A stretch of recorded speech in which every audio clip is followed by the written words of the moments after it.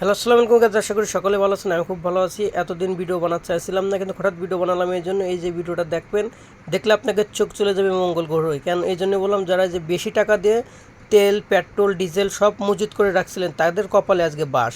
কারণ এই যে ভিডিওটা পুরোটাকে খেয়াল করে দেখুন, তাহলে বুঝতে বাংলাদেশে পৌঁছে গেছে তেল ও গ্যাস বোঝায় 10টি জাহাজ। মধ্যপ্রাচ্যে যুদ্ধ পরিস্থিতির কারণে যখন বিশ্বজুড়ে জ্বালানি সরবরাহ নিয়ে দেখা গিয়েছে অনিশ্চয়তা, ঠিক তখনই এই জাহাজগুলো বাংলাদেশের জন্য বড় স্বস্তির খবর হয়ে এসেছে।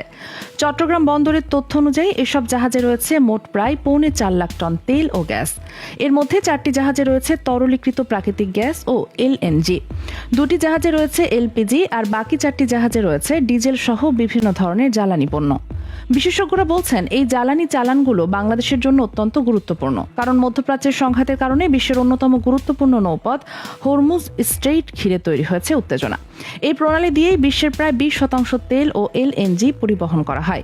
চট্টগ্রাম বন্দরের ইতোমধ্যে কাতার থেকে এলএনজি নিয়ে পৌঁছেছে আল জোর এবং আল জাসিসিয়া নামের 2টি জাহাজ। আরও 2টি জাহাজ লুসাইল এবং আল গালাইল খুব শিগগিরই বন্দরের জলসীমায় পৌঁছানোর কথা রয়েছে। সব মিলিয়ে এই 4টি জাহাজে রয়েছে প্রায় 2,47,000 টন এলএনজি। অন্যদিকে রান্নার গ্যাস বা এলপিজি নিয়েও এসেছে 2টি জাহাজ। এর একটি সেভান, যাতে রয়েছে প্রায় 22,000 টনের বেশি এলপিজি। আরেকটি জিওয়াইএমএম নামের জাহাজ ইতোমধ্যেই বন্দরে পৌঁছেছে। এর পাশাপাশি ডিজেলের মজুদ বাড়াতে পথে রয়েছে 31,000 টন ডিজেলবাহী এসপিটি খেমিস নামের একটি জাহাজ।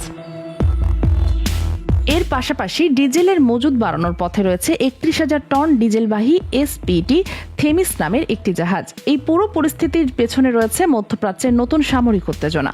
গত 28 ফেব্রুয়ারি ইরানের উপর যৌথ হামলা চালায় ইউনাইটেড স্টেটস এবং ইসরায়েল। এরপর থেকেই পারস্য উপসাগর এলাকায় উত্তেজনা বেড়ে যায় এবং হরমুজ স্ট্রেইট ঘিরে তৈরি হয় নতুন আশঙ্কা। কারণ কাতার, সৌদি আরবিয়া, ইউনাইটেড আরব আমিরাতস, কুয়েত, বাহরিন, ইরান এবং ইরাক, এই 7 দেশের সঙ্গে বাংলাদেশের জ্বালানি বাণিজ্যের বড় অংশই এই পথ দিয়ে হয়। তাই পরিস্থিতি আরও খারাপ হলে নতুন জাহাজ আসা নিয়েও তৈরি হতে পারে বড় ধরনের অনিশ্চয়তা। এমন পরিস্থিতিতে চট্টগ্রাম বন্দরে একসঙ্গে 10টি তেল গ্যাসবাহী জাহাজ পৌঁছানো বাংলাদেশের জ্বালানি নিরাপত্তার জন্য আপাতত বড় স্বস্তির খবর বলেই মনে করছেন সংশ্লিষ্টরা।